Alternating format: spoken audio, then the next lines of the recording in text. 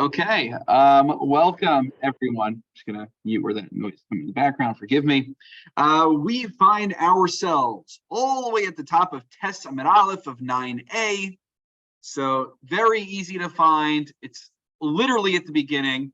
We learned the Mishnah at the end of the previous year, but we'll start with the Mishnah over again because you have to know the Mishnah to know what the Gemara is talking about, of course. So that's what we're going to do. So here we go. Sukkah Yeshana. So if you have an old sukkah, what's an old sukkah? We'll explain in a moment. Beis Shammai posted Beisam Ashirin. No surprise. Beis Shammai says it's problematic, it's disqualified. And Beis Hillel says it's a kosher sukkah. Now the Mishnah asks, Fezi Sukkah Yeshana. What's the definition? What makes something an old sukkah? Kol she'asa kodem lechag shloshim yom. Any sukkah made before 30 days prior to Sukkot. But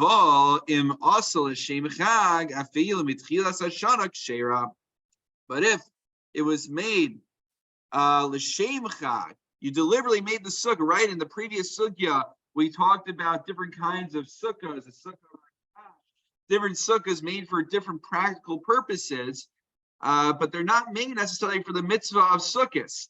So for Beis Shammai, it's not sufficient that you make a sukkah l'shem tzeil for the function of protecting you from the sun, but it has to be done deliberately l'shem mitzvah sukkah for the sake of the mitzvah. Whereas Beis Hillel says it's sufficient that it's done for the sake of tzeil, providing shelter from the sun. So why would 30 days make a difference? Because if you make a sukkah within 30 days of Yom Tov, presumably your stam kavana is that you're making it for the holiday sukkahs. So Beis Shammai would be okay with it. Now, what is interesting is if you look at Rashi, the second Rashi, Beis Shammai Poslin, Dubo Sukkah Shma, Vizo Stam Nasis, as we explained. Vilu Toshoshim Chag, Havakevan Disholim Behilchos Chag, Kul Chag Shoshim Yom, Stam Osa Shim Chag Hu Osa. So what he explains is that why is 30 days such a significant number? Because, and I believe this came up at the end of Megillah, we said Shlosh Yom Kod Mechag, 30 days before the holiday, one is supposed to start learning the halachos of the holiday. And I think I also shared the joke last time that one of my colleagues said, since the Baal Batim are supposed to start learning 30 days before the holiday, it means the rabbis need to start learning 60 days before the holiday. So that way we're ready to start answering questions 30 days before the holiday. So the issue with this is that the principle of Shloshim Yom Kun Chag of 30 days preparing beforehand seems to be a halacha in preparation for Hilchos Pesach. It doesn't seem to be said in regard to Sukkot and to Shavuos. And the general assumption is because Pesach has many more halachos that people are concerned about than Sukkot and certainly Shavuos, especially nowadays. So the interesting thing that Rav Eliashiv in his Aros points out is that we do have this issue.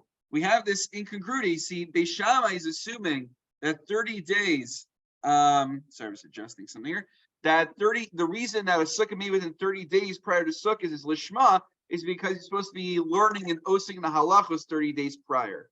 However, that doesn't seem to be the case. So what he explains is that 30 days prior, during the times of the Beis HaMikdash, when we had all these different kinds of karbanos, and there was many more intricacies we had to be aware of, then the 30 days applied, even before Sukkot. And when we say that only applies to Pesach, that's talking post Beis HaMikdash. So maybe Beis Shammai was referring to during the time of the Beis HaMikdash. So that's just an observation that Rav Eliashiv makes, just a little... The Sefer is even called Ha'aros Rabbeinu Hagomer of Yossi Shom Eliashiv. So those are just some ideas that he brings up.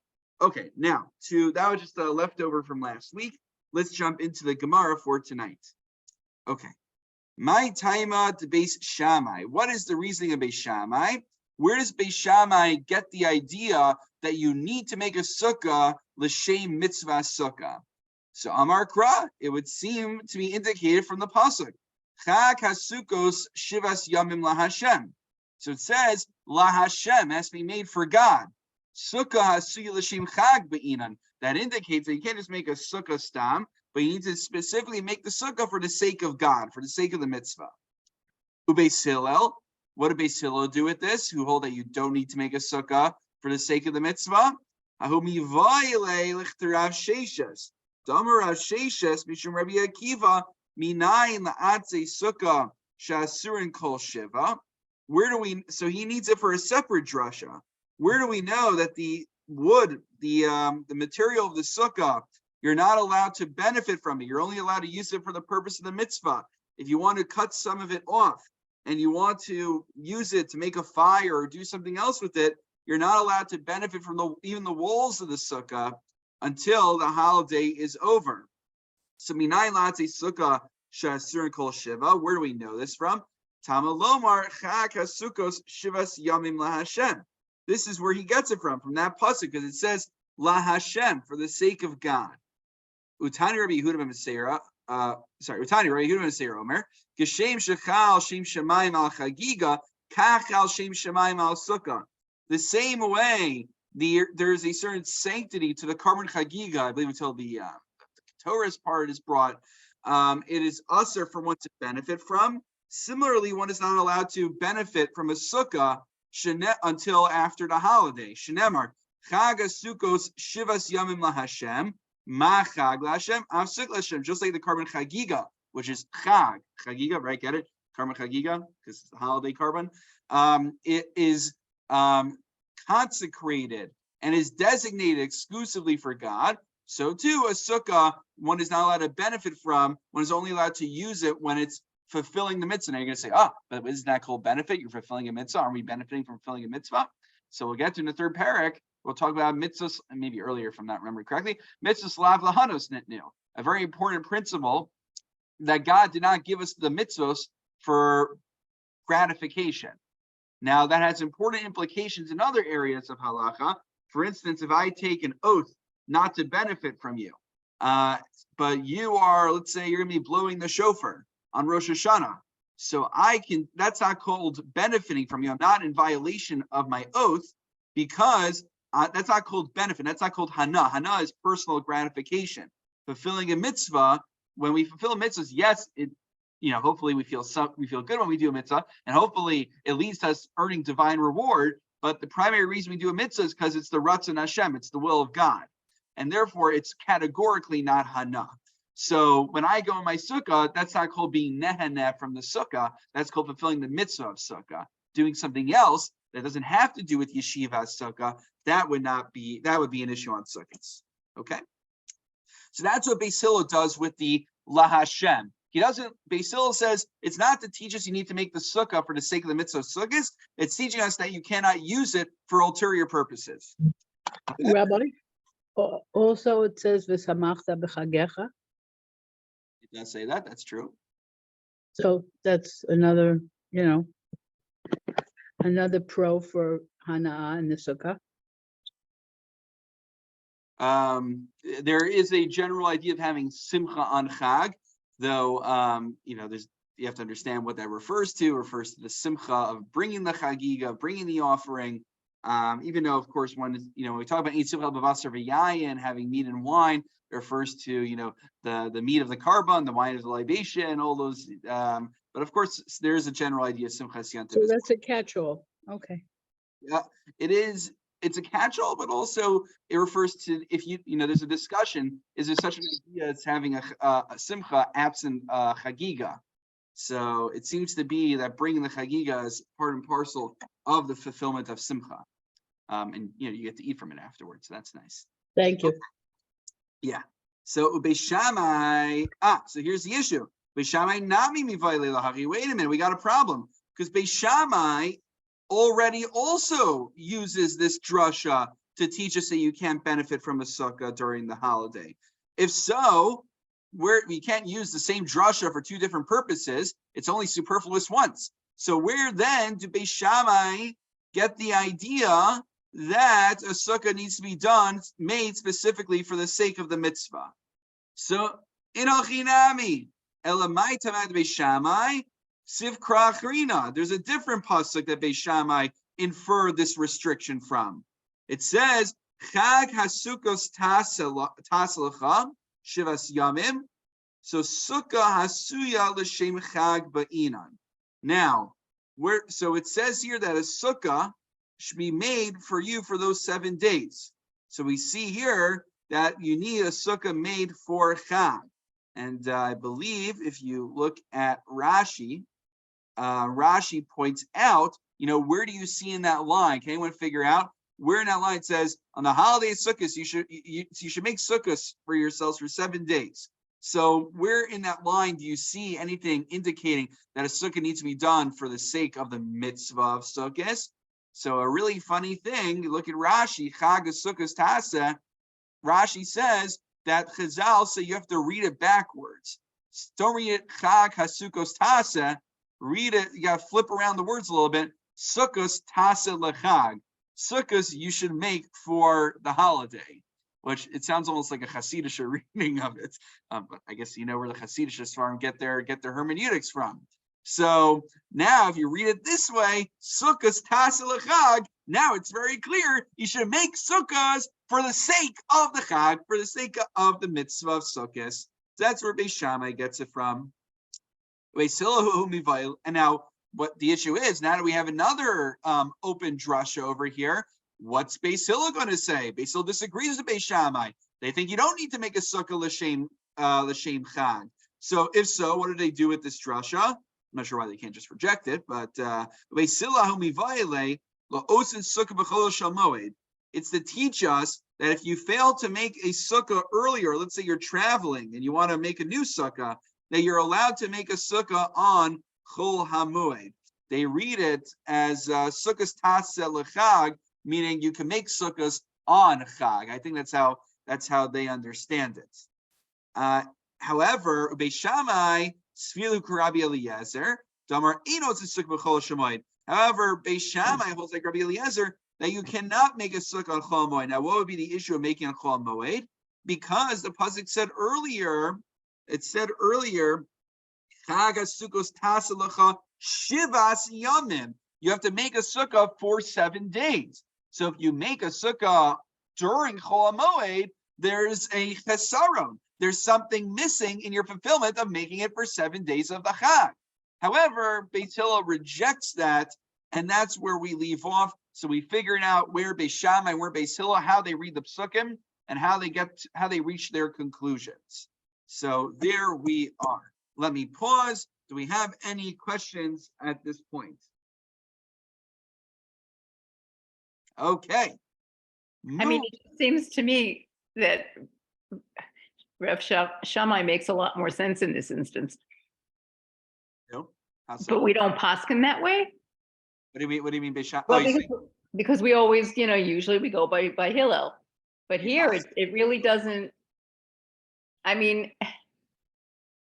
we do maintain basically that you've got to be making the sukkah with the idea that you're doing it for sukkahs, whether it's exactly how many days, whatever. But we do maintain that the intention has to be that it's for sukkahs. Not that you're building it to be a catering hall. So let's take.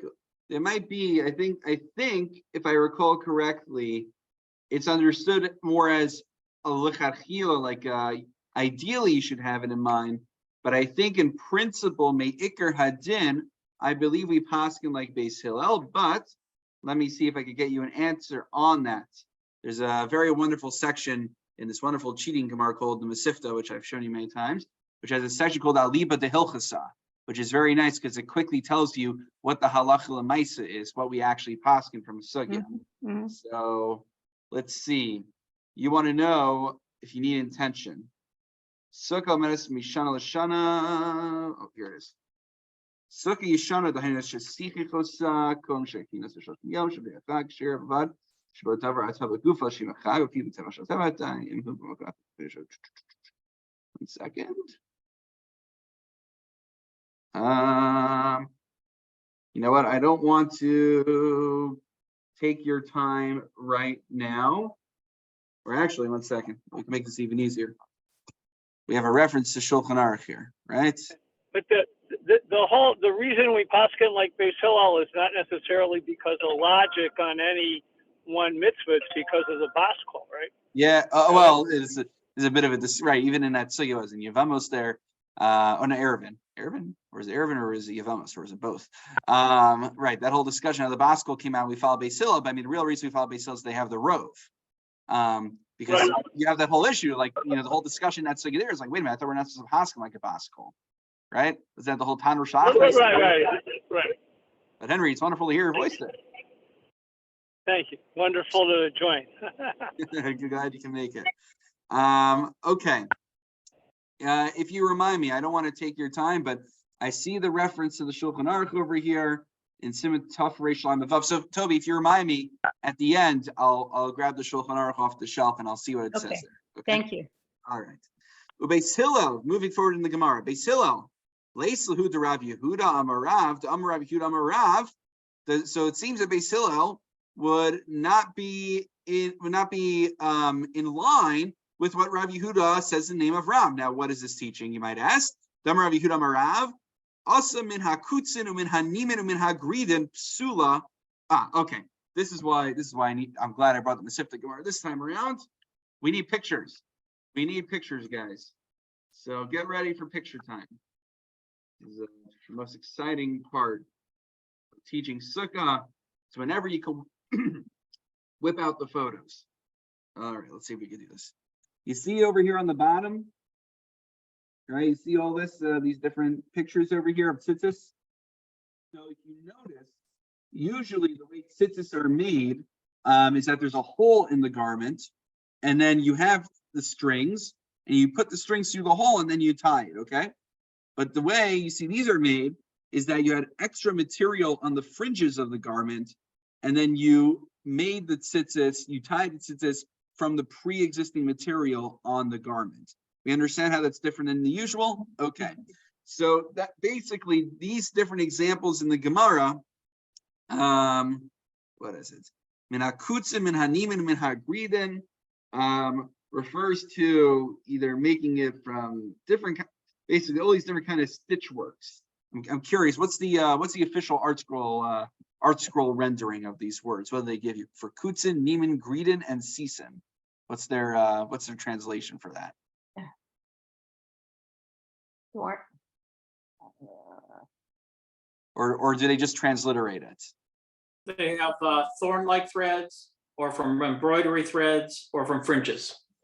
Or from fringes. And what do they call sisin? It's a few words later. Let's see. Should be like 3 words later. Yeah. Balls of weaving thread. Right. Okay, very good. So okay. So all right. So kutzin, uminanim, agridin. So all right. The point being is that these are all different kinds of things that are pre-existing in the garment. Psula, min hasisim kshir. Now, why is sisin better? Sisin is better because, as you said, it's this ball of thread, so it is separate. However, kamrise kamei deshmul amrli af min hasisin nami psula, because there's a separate question. Is it just that when you tie the tzitzis, it needs to be kosher, or is it tvia, which is the when you're, I don't know the right English words for it, when you whirl it together to make the string, right? You have to take the wool and turn it into the string to begin with before tying it. So does that also need to be done lishma? So tvia lishma. So the point being is that we see that when you're making tzitzis, even the tvia, even the preparation of the strings needs to be done for the sake of the mitzvah of tzitzis. It would seem that the same should apply to sukkahs as well. So it seems that Beis Hillel's teaching is at odds with this teaching. So I don't get it. Why did tzitzis need to be made lishma, but a sukkah does not need to be made lishma?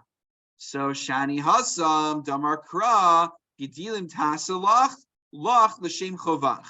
So it says in the pasuk for tzitzis that it should be made for you. What's it mean for you? For your chiyuv, for your obligation. Well, that's not such a good distinction, because when it comes to Hilchos Sukkah as well, Hachanami gam hasukos tasa lach lacha l'shem chovcha.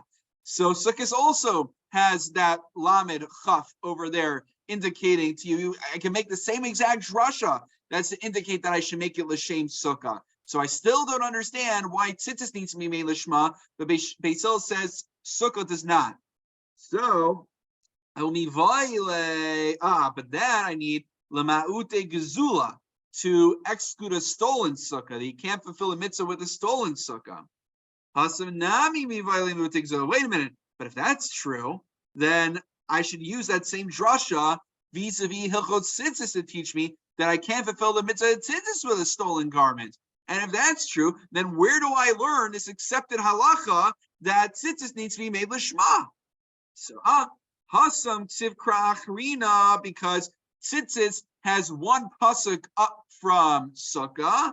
It says v'asu lahem, and it teaches us mishelahem, that you shall make it for them. So that teaches us that it should be made for the sake of the mitzvah of Tzitzis. Whereas when it comes to Sukkah, it's only to exclude a stolen Sukkah. You can't fulfill a mitzvah with a stolen Sukkah. And that brings us to Tesam Beis, the next Mishnah. Now, let's just briefly, just so we can get onto Tesam Beis, let's just quickly learn the Mishnah on the top, and then I want to circle back to a question that might be already on your minds about a concept called a mitzvah haba ba'avera. And if it's not on your minds yet, I'll make sure it's on your minds very soon. The Mishnah says on top of 9b, a very well-known halacha. I get questions about this all the time before Sukkot. I'm building my sukkah under a tree. Is it puzzle? And generally, that is how it's regarded. That if you're getting your shade from the leaves of the tree, then your sukkah is puzzle. And basically, the important factor is that it depends where the shade is coming from. Now, if the branches of the tree are all the way super, super high up, and they're not practically providing shade, and the shade is coming from your schach, then it shouldn't be an issue. But don't worry, we'll elaborate on this next time. Sukkah agabi sukkah yona. Sorry, sukkah agabi sukkah. If you have one sukkah on top of another one, hal yona kisher, the top sukkah is kosher, but tachtona psula. However, and the bottom one is not, because it's the bottom sukkah is being blocked by the floor of the upper sukkah. However, Rabbi Yehuda Omer, it means you Yona, if the upper part is not a livable space, hatachtona kishera. So then the bottom part, the bottom sukkah will be kosher, and we would ignore the floor interposing between it and the upper schach. But why is that the case? Well, as Rashi does sometimes, he says the Gemara Mafarishla. The Gemara will let us know, so we'll have to save that one for next time. Okay. Now, turning back to Tes Amid Aleph. If you take a look at the bottom Tosos asks a very important question. Now, we're going to have to wait till we get to the third parak to really sink our teeth into this question. It's one of the major sugyas that comes up in Maseches Sukkah in general. Like, out of the entire Masechta, this is one of the big sugyas that comes out of it, is a sugya mitzvah haba ba'avera, which is an idea that I think we could all intuitively appreciate, that in English we say the ends don't justify the means, that you're not supposed to commit even a mitzvah if it has to be done via an avera. So the question here is as follows, Tosos asks, the bottom Tosos. Tema, tepikle mishum dahavale mitzvah haba ba'avera. Why do I need a special drasha to teach me that I cannot fulfill the mitzvah of sukkahs with a stolen sukkah? I don't need any special treatment over here. There is a general principle called mitzvah haba ba'avera, that if I stole the sukkah, I should not be fulfilling the mitzvah by stealing it. Okay, so that's one question that's asked. Now there's different answers that are given. One answer, so I'll read the Tosos a little bit. Just it's worthwhile. So Tosos says,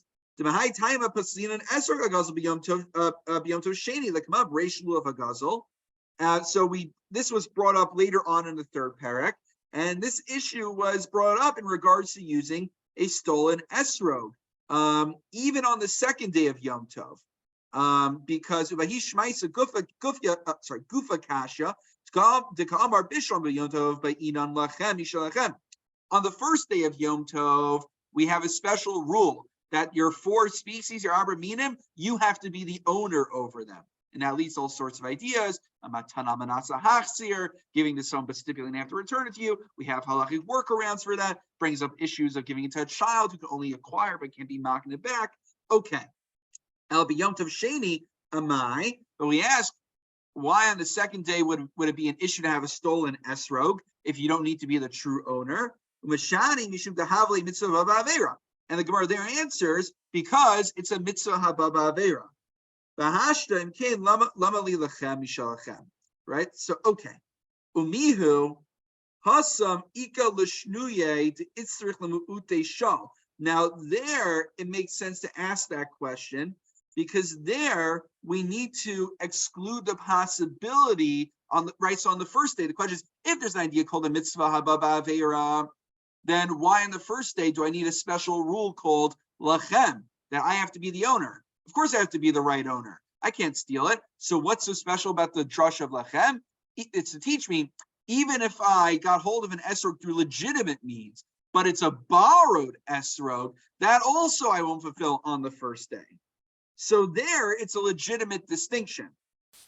Aval gabe sukkah, leka l'shnuya hachi l'ravan de'amri l'kamah paraga yashud adam yotzi dechavaso b'sukkah shel chavero unavlu midichsev kol ezok b'Yisrael yeshu b'sukkos v'lamish kloiser ruling leishu b'sukkah achas. The question Tosafos is, but when it comes to the mitzvah of sukkah, there's no halach. We don't paskin that you need to own your own sukkah, right? The reason you could go to your friend's sukkah for a meal, even on the first day, is because there's no mitzvah for you to own your own sukkah. You only have to own your own dal and minim. If so, why do I need? It makes sense when it comes to dal minim. I need a special drasha to tell me that even a borrowed esrog will be an issue on the first day. But here, I don't need a special drasha to teach me I can't have a borrowed sukkah. If so, why can we not just suffice with the general principle of a mitzvah haba ba'avera to tell me I cannot steal sukkah to fulfill the mitzvah? Why do I need a special pasuk? Tosafos asks. So the Baalei Tosafos, they give what seems to be a very unsatisfying answer, which they themselves reject later on. They say, V'shlomar, the time of the mitzvah haba ba'avera, lav de'oraisa el midrabanan. The idea of a mitzvah haba ba'avera is only on a it's only on a durabanan level, but there's no such thing as something called a mitzvah b'avera on a d'oraisa level. So then on a biblical level, that means that we need this drasha, because otherwise we would not have that overarching issue of a mitzvah b'avera. That's the answer Tosafos gives. Another answer, I'm sure others give it, I just haven't seen it, is that one limitation when it comes to mitzvah b'avera is that you have to, the mitzvah and the avera have to be done concurrently, b'shas ma'isa. If you're fulfilling the mitzvah by doing an avera simultaneously, that would be considered a mitzvah b'avera. But you remember when we discussed this, I know a number of you are Sunday morning folks. All the way at the beginning of our Sefer HaChinuch adventures, we had a very interesting Minchas Chinuch, which asked, and not asked, it told us, that if someone, Rachmana litzlan, commits, let's say, adultery or some sort of heinous sexual sin, and they have a child, they have, and what do you know, Mazel Tov, they have a twin boy and girl through it. So the question is, did they fulfill the mitzvah of Periya Verivya, be fruitful and multiply? Well, on the one hand, it came al yidei and avera, but however, the Minchas Chinuch says that a mitzvah b'avera is only when you do the mitzvah and the avera concurrently. But here, the avera was done at the time of intimacy, and the mitzvah is done at the time of birth, which is 9 months.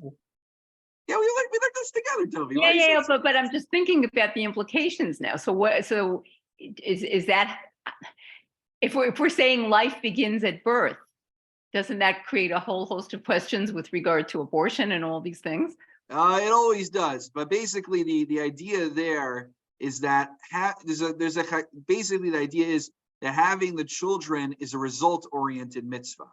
So the mitzvah is to have the children, not to do the ma'isa of creating the children.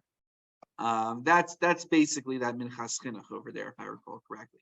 But it's a wild idea, because it came through terrible means, but in the end of the day, he did fulfill this mitzvah because they're not done simultaneously. So wait a minute. So if somebody has let's say a perfectly kosher relationship and you have a pregnancy in marriage, and then there's a miscarriage, they didn't perform the mitzvah? They, are trying to do the right thing, and it's very unfortunate. But as far as just from a strict halachic standpoint, at least, again, I think there's discussion there, but from the Minchas Chinuch standpoint, if I remember correctly, he makes the argument that it's result oriented. So if you understand that it's a result oriented mitzvah, then you would say the same thing. If God forbid, the child were to pass away even after birth, it also would have implications for this. So I mean, just again, obviously there's the emotional aspect to it, but from a halachic standpoint, that's how one would understand it. So again, at least that crazy case in which someone can have mamzerim as children, yet they're fulfilling the mitzvah perivarivia. So that was that minchas chinuch. Okay, so that was one answer. Since it's a result-oriented mitzvah, could you fulfill it by adoption? So it's another great question. The answer is that one fulfills perivarivia by having one boy and one girl. So you're good, Zadie. But I'm sure it's an extra mitzvah to adopt as well. I'm just concerned if a couple doesn't have children and they adopt, they fulfill the mitzvah that way. It's a great question. I think there's the question on the technical legal level, and then there's the question on the more, what we call the meta halachic, the values-based level. So again, I'd have to research this a little more. I wouldn't be surprised if there was someone out there who wanted to make that assertion, but my understanding, my stam understanding is that it's biological. But if one is not capable of, for physical reasons or whatever the reason is of having, it would seem to me that that's very much in line with the hashkafa or the tam hamitz or the rationale behind it. But I have to admit, this was totally brought up as like a side note. So I'm just giving the caveat that I would need to research this a little further if that's of interest. We could always circle back to that case. Okay. So now, I want to get to another answer about mitzvah haba ba'avera from the Ritva. So this is a really fascinating idea. The Ritva, I believe, ultimately rejects this, but the Ritva wants to gives two answers as to why we need this drasha. Well, okay, so let's just circle back. So our question was, why is it that we need a special drasha that teaches that you cannot fulfill the mitzvah of the stolen sukkah, and when I can use the general underlying issue of a mitzvah ba'avera? So the Ritva says, number one, the Yesh Lomar, that on Hashel Shmuel Kaiminan, delays the mitzvah ba'avera, b'shulhachi itzrich le'kralu te'gzula. Okay, either we hold like Shmuel, who doesn't hold of this idea of mitzvah haba ba'avera. Okay, if you don't hold a mitzvah ba'avera, then it definitely makes sense why you need a specific drush over here. The other answer he gives is inami dafilu kuli al inami itzrich mishum tebelulav asar rachmana gazo shal because he got be sukkah the shar rachmana mitzikol ezer b'Yisrael malachkei surah relation. Okay, here it is. So havasaka daitin, I would have thought to say to huadin the shara gizula v'lochash mishum mitzvah haba ba'avera. So basically, the Ritva has this very fascinating distinction that there's different kinds of mitzvahs we do with different goals in mind. When we come to God with our arba minim and we're shaking it in front of God, we do hoshanas. We say all these special prayers with it because we're using it to express akar zatov for the season. That I think there's actually an iconic Meshach Chachma, in which the Meshach Chachma, I believe it's Meshach Chachma, explains that the reason that the main mitzvahs on Sukkah is a Sukkah and the Arba Minim is that one's a natural mitzvah and one's an unnatural mitzvah. It's natural in an agricultural society that we come with our different things that grew in the field, and we come and we celebrate before God for the harvest. But what's unnatural is us going out into our sukkahs into a dira sarai. So the idea of coming with all of these different plant life before God is that we are thanking Hashem and we're also beseeching Hashem. So since the goal of the Arba Minim is to beseech God and to earn his, his goodwill toward us. So it wouldn't be such a good way to beseech God if we came with something that was stolen, something that was used, that an Avera was done with. But I would have thought that since a sukkah, even though it's a mitzvah, its primary goal doesn't have anything really to do with beseeching God per se. It would not be so problematic to have a stolen sukkah. I mean, it'd be problematic to steal it, but it wouldn't withhold the legitimacy of the mitzvah. Kamash Malan, and that's specifically why we needed a drasha to teach us that even if I'm not coming necessarily to earn God's goodwill toward me, there's a mitzvah b'avera anyway.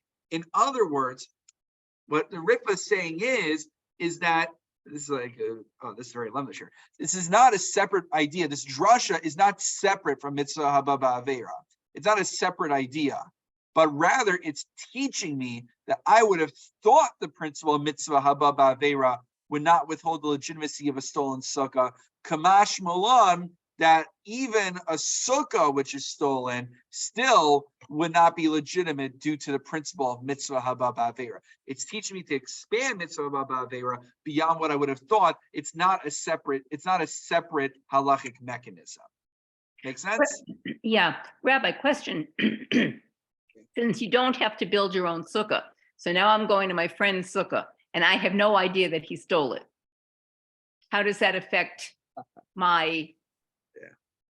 So it would do. So this is what would happen if you have a stolen sukkah. Okay. So I have to clarify one thing. The Ritva also points out, what do we mean when we're talking about a stolen sukkah? There's something called takanas hashavin. We're going to learn about this also in the third parak, but I'm spoiling a lot. No, not spoiling. I'm whetting your appetite for the third parak. The third parak, by the way, like in the yeshivas, many times when they learn Maseches Sukkah, they do the third parak as Ian. I was talking to someone, I was catching up. He came from Mincha Ma'ariv one time here to go to Shalom. I remember him back from Farakaway. He went to Darche, and he's now a Rebbe. And I said, "What Masechta are you teaching?" He said, "I'm teaching Sukkah." And I said, "Oh, which parak are you doing?" And he looked at me like I was stupid. He's like, "The third parak, of course." I'm like, I don't know. I thought there was some good lumdus in the first parak. There's some other options out there. But the Riffa says, what does it even mean to steal sukkah? Like now we have a nice canvas sukkah, so maybe you pick that one up easily and get that on a truck and then drive out it before anyone knows. So that's actually what the Riffa says the Gemara is referring to, when you literally pick up a sukkah and you steal it. However, we're going to learn about a case that comes up in the third parak, in which if the material for the sukkah was stolen, then you built it into a sukkah. Chazal didn't want to lock the door behind those who want to do tshuva and return stolen objects. But here's the issue. If I was one time a bandit and I stole all this wood, and then I made a sukkah out of it, or then I gave it to someone else to build a sukkah out of it. So the issue is I now want to compensate the person who it was stolen from. But I also don't want to deconstruct my sukkah. So you're going to be weighing back and forth. I want to do the right thing, but I also just built the whole sukkah and I want to destroy it. So your Yetzer Hara is going to win out. You're going to say, I don't need to return this. So Chazal said that instead of having to destroy the sukkah and give the raw material back that was stolen, even though the object that you stole is still in existence, and generally you would have to return it, here you can give monetary compensation instead. Point being is, in order to get a real case of a stolen sukkah for these purposes, one literally needs to make off with the sukkah. It's not enough just to make it from stolen material. And if that is the case, if you're in one of those sukkahs, Toby, so then there's two things we need to reckon with. There's the mitzvah of eating in a sukkah, which is really the first night. Everything I'm saying right here, right now, there's many caveats and asterisk nuances, but the general idea is the first night there's a mitzvah, a positive mitzvah eating in the sukkah. It may very well be that you don't fulfill the mitzvah of sukkah according to that. But then the rest of the holiday, the general understanding is that there's no mitzvah to eat in the sukkah, but it's that if you want to eat a meal, the way to be matir you to eat a meal on sukkah is to eat it in the sukkah. So if you didn't know that it was a stolen sukkah, we say, something like ones rachmana patre, you didn't know, God's not going to hold that against you. because as far as you knew, it was a legitimate sukkah. You did your due diligence. I don't think we're expecting, you just have to look like a kosher sukkah. I think we can assume our friends have a cheskas kashrus. We assume most people are generally good people, aren't stealing sukkahs. So, But I don't see why it should be different for the first night. Oh, that's a drasha we'll get to later on, I think in the second part. There's a special mitzvah on the first night. That's why, by the way, No, I understand that it's a special mitzvah, but I'm saying if you are absolutely innocent of involvement with this Avera, I don't see why even on the first night. Yeah, it's shouldn't kind of be like, okay. imagine, unfortunately, these cases happen. Imagine someone doesn't have their tefillin checked for many years. You hear about these cases, and then they finally, after 100 years, they decide to finally have a sofer take a look at it. Then they see that there's, everything's messed up in there, it was never written properly in the first place. But then it's your possession. Here, the sukkah is not mine. Right, but I'm supposed to go and investigate the first night? Now, there is a separate question, maybe about God rewarding me anyway for the effort I put in to perform a mitzvah, right? We have this idea of Sarah Agra, that God rewards us, and we have an idea also, if you intend to fulfill a mitzvah, but you're not able to finish it, Hashem considers it as if you fulfilled the mitzvah entirely. So there is that kind of idea that comes up in Chazal. Now, objectively, you didn't fulfill the mitzvah, but Hashem may, you're right, Hashem may, like in his ledger, consider it as if you performed the mitzvah when he's tallying up your schar. If that's what you mean, then yes, I think that's a well-supported idea. Okay, and with that, Rabosai, we conclude. Good learning together, and God willing, we will continue with Tessam and Bays next week, Mirza Hashem. Wishing everyone a wonderful Shabbos. Your Facebook article is very nice. Okay, thank you. I'm glad. Okay, I'm glad. I read it just before class. I was trying to strike a balance. I hope it makes well, sense. I see why your mind was on this topic a little bit. Oh, yeah. There you have it. There you have it. All right. Thank you so much, guys. Thank you, Toby. Take care. Shabbat shalom, everyone.